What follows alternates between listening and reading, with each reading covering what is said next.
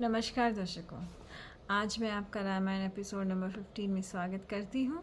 आज हम सुनेंगे कि ताड़का वध की प्रेरणा कैसे विश्वामित्र जी ने श्री राम और लक्ष्मण को दी, क्योंकि एक राजा के लिए एक स्त्री का वध करना बहुत ही बुरा काम माना जाता है। लेकिन विश्वामित्र जी ने उन्हें समझाया कि कैसे अगर एक स्त्री भी छल कपट से दूसरों को हानि पहुंचाने लग जाए तो उसका वध करना ही अच्छा काम होता है। तो आइए सुनते हैं।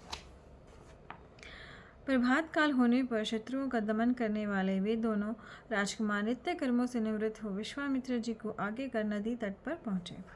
आश्रमवासी व्रतधारी मुनिगण एक उत्तम नौका उपस्थित कर विश्वामित्र जी से बोले, अब आप विलम्ब न करें, राजपुत्रों सहित नौका पर सवार हो जाएं, आपकी यात्रा निर्विघ्न समाप्त हो।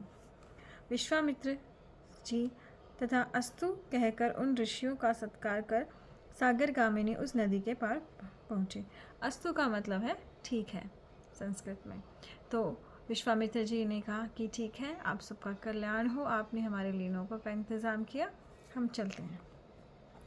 दक्षिण तट पर पहुँच नाव के उतर के मंद गति से आगे चलते हुए दोनों राजकुमारों ने एक भयानक निर्जीवन वन देखा। उस वन को देख श्री राम ने विश्वामित्र जी से पूछा, ओहो, यह वन तो बड़ा भयानक प्रतीत होता है।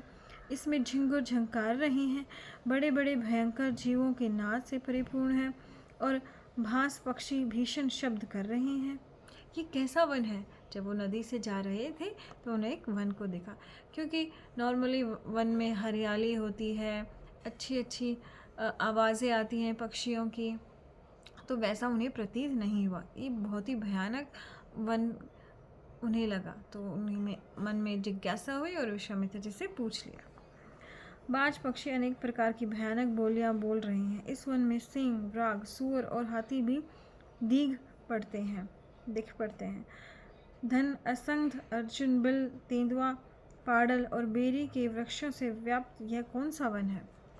यह सुन महातेजस्वी विश्वामित्र जी बोले, हे वत्स, सुनो, मैं बतलाता हूँ यह वन किसका है। क्योंकि विश्वामित्र जी वहीं उधर ही रहते थे तो उन्हें पता था कौन सा वन है, तो वो उन्हें बता रहे हैं।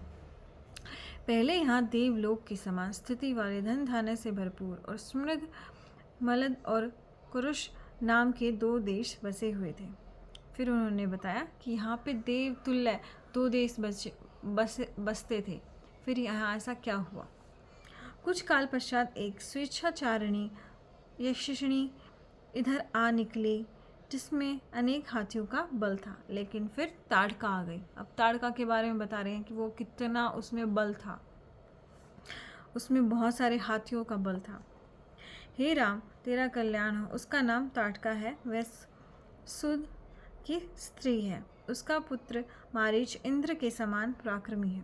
वो एक सूद की पत्नी, उसके पति का नाम सुंद है और उसके बेटे का नाम मारीच है, और उसका बेटा इतना पराक्रमी है जितना इंद्रदेव। गोल गोल भुजाओं वाला, महापराक्रमी, बड़े मुख वाला और भयानक शरीर वाला वह राक्षस मारीच नित्य ही प्रजा को सताया करता है। कई बार जब हमारे अंदर पावर आ जाती है तो हम अपने से छोटों को सताने लग जाते हैं, उन पे ज़्यादा हुक्म चलाने लगते हैं। तो वो भी ऐसा ही कर रहा था, वो मारीच, क्योंकि उसमें बहुत ज़्यादा बल था। जब सुदबुद्धि नहीं होती तो हम अपने बल को दूसरों का कल्याण करने के बजाय उन्हें सताने में लग जाते हैं। ऐसे ही जब ज़्यादा पैसे हो जाते हैं तो हम उसे भोग में लगाने लग जाते हैं, ना कि दान देने में। हे राघव, वह दुष्ट ताड़का मलद और कुरुष दोनों देशों को नित्य ही उजाड़ा करती है और उन दोनों देशों को उजाड़ती रहती है। यह यक्षिणी इस मार्ग को रोके हुए यहाँ से आधा योजन दूर रहती है। अतः हमें ताड़का के वन में चलना चाहिए, क्योंकि वो ताड़का को ही का वध कराने आए थे, तो उसके वन में उनको लेके जाते हैं। मेरे आदेश से तुम अपने पराक्रम से यह उस यक्षिणी का वध कर उस स्थान को पुनः निष्कंटक बना दो। निष्कंटक मतलब जिसमें कोई भी कष्ट ना हो, ऐसा वन बना दो। फिर से इसे देवतुल्य वन बना दो। हे राम, तुम इस दुष्टा, अत्यंत कठोर हृदय और दुष्ट पराक्रम वाले ताड़का को मारकर गौ और ब्राह्मण का हित साधन करो। गौ और ब्राह्मण लोगों का आपस में उद्धार कीजिए। हे नरोत्तम, तुम्हें ऐसी स्त्री का वध करने में घृणा नहीं होनी चाहिए, क्योंकि चारों वर्णों का हित साधन राजकुमार का कर्तव्य होता है। तो अगर आपको ये लग रहा है कि आपको किसी लेडी को नहीं मारना चाहिए, तो ये अच्छी स्त्री नहीं है। इसे आपको मार के आप चारों वर्णों का हित ही करने वाले हैं। किसी का भी उसमें अनहित नहीं होगा, अहित नहीं होगा। प्रजा की रक्षा के लिए अच्छा और बुरा कर्म, पालक या अपवाद सहित कर्म को भी करना ही चाहिए। दुष्टों का वध राजकार्यों में नियुक्त पुरुषों का सनातन धर्म है। हे राम, यह ताड़का अधर्मिणी है, अतः इसे मार डालो। कई बार कहते हैं आजकल विमेन एम्पावरमेंट, लेकिन जो विमेन अपने इस चीज़ का फ़ायदा उठाकर लोगों को भरमा रही हैं, लोगों का माइंड ख़राब कर रही हैं, ऐसी स्त्रियों को तो मार ही डाल देना चाहिए। राइट? हमारे इसमें भी यही हो रहा है आजकल। पैसा कमाने के लिए कपड़े खोल के इतनी गंदी गंदी वीडियोस बना के वो हमारी प्रजा का अनहित करना चाह रहे हैं। लेकिन उसके खिलाफ अगर कोई बोलता है तो बस आप तो स्त्रियों को जीना ही नहीं दोगे। तो वो चीज़ें हो रही हैं। तो पिछले काल में भी जब प्रजा को सता रहे थे तो उन स्त्रियों को मारना धर्म बताया गया है। हे नृप, सुनते हैं कि पूर्व काल में इंद्र ने प्रजा को सताने वाली विरोचन की पुत्री मंथरा का वध किया था। अब विश्वामित्र जी श्री राम जी को एग्जाम्पल दे रहे हैं कि किन किन्होंने, इतने बड़े बड़े जो इंद्र देवता हैं, उन सब ने भी ऐसी स्त्रियों का वध किया है जो समाज के लिए हितकर नहीं थी।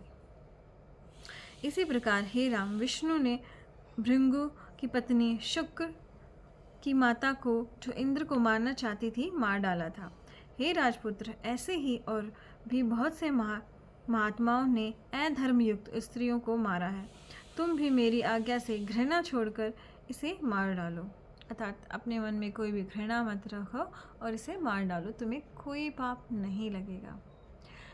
इसलिए कहा है, चाहे इंसान अच्छा हो या बुरा, अगर वो इंसान कोई आदमी है या औरत, अगर वो बुरा है तो दोनों को एक समान हमें सज़ा देनी चाहिए। तो आज के लिए इतना ही।